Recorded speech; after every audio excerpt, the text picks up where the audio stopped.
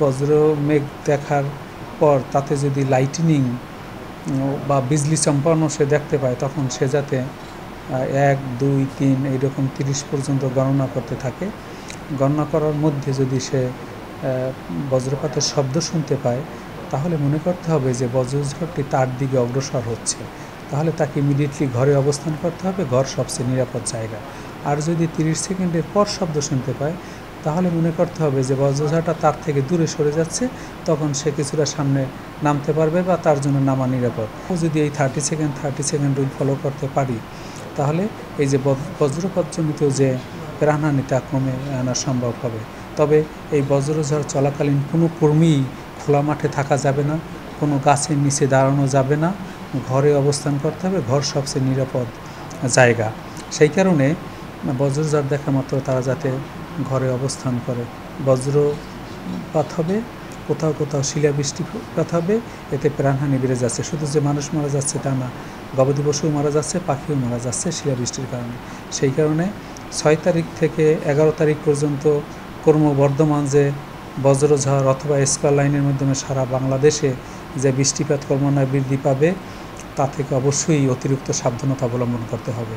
কারণ তাপপ্রবাহের অবসান হলেও এই বজ্রঝড় কিন্তু অনেক তাণ্ডবতা চালায়, অনেক কাঁচা ঘর উপরে ফেলে দিতে পারে।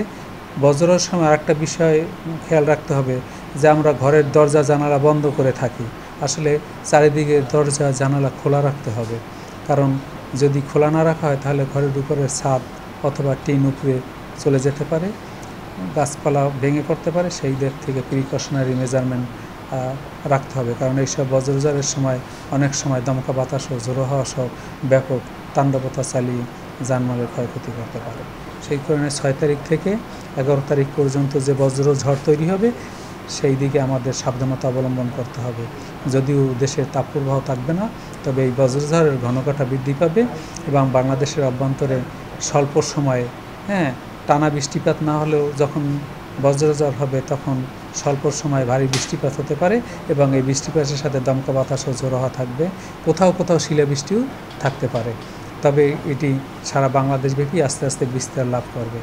বিকাশে কম খরচে ক্যাশ আউটের লিমিট বেড়ে 50,000, প্রিয় এজেন্টও 2টা। কালবৈশাখী ঝড়ের যা আমরা প্রতিদিন 4 বার আমরা কিন্তু আপডেট করে থাকি এবং তাৎক্ষণিকভাবে বজ্রপাত হলে তাও আমরা কিন্তু আধা ঘন্টা আগে জানিয়ে দিই। সুতরাং কোন এলাকায় বজ্রঝড় হবে, কখন হবে, কোন কোন জেলার উপর দিয়ে প্রবাহিত হবে তা উল্লেখ সহ আমরা কিন্তু কালবৈশাখী ঝড় বা বজ্রঝড়ের সতর্কবার্তা দিয়ে থাকি। সুতরাং আবহাওয়া অফিসের সতর্কবার্তা যদি পুঙ্খানুপুঙ্খানুভাবে মেনে চলে এবং একদম সকলে যদি এই ওয়ার্নিং বার্তা মেনে চলে, তাহলে এই যে বজ্রপাতজনিত যে প্রাণহানি তা বহুলাংশে নামিয়ে আনা সম্ভব হবে বলে আমি দৃঢ়ভাবে বিশ্বাস করি। আপনারা জানেন বজ্রঝড়ের আয়ুষ্কাল খুবই কম, আধা ঘন্টা থেকে 1.5 ঘন্টা বা 2 ঘন্টা পর্যন্ত স্থায়িত্ব লাভ করতে পারে।